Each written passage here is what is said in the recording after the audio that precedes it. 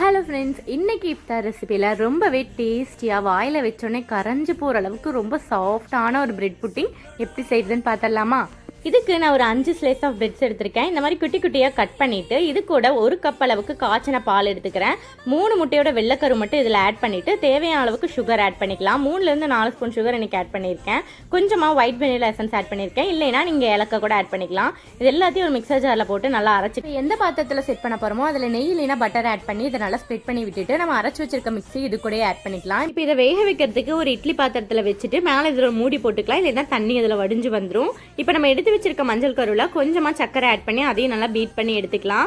இப்போ நம்ம வேக வச்சிருக்கிறது வந்து ஒரு 70% நல்லாவே குக் ஆயிருக்கும். இப்போ நம்ம எடுத்து வச்சிருக்க மஞ்சள் கருவி இது கூட ஆட் பண்ணிட்டு மேலே மட்டும் லைட்டாக அதை அப்படியே ஸ்ப்ரெட் பண்ணி விட்டுறலாம். ரொம்ப அடியில் வரைக்கும் நல்லா ஸ்ப்ரெட் பண்ணணும்னு அவசியம் இல்லை. இப்போ மறுபடியும் இதை நல்லா மூடி வச்சு ஒரு அடுத்த 10 நிமிஷம் குக் பண்ணி எடுத்தால் போதும். இந்தளவுக்கு ஒட்டாமல் வந்துடும்.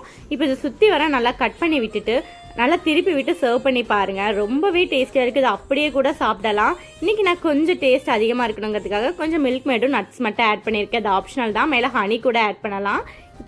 இஃப்தார் டைமில் கிட்ஸுக்கெல்லாம் சர்வ் பண்ணுறதுக்கு இது ரொம்பவே பர்ஃபெக்டாக இருக்கும். ட்ரை பண்ணி பார்த்துட்டு எப்படி இருந்ததுங்கிறத மறக்காமல் கமெண்ட் செக்ஷனில் சொல்லுங்கள்.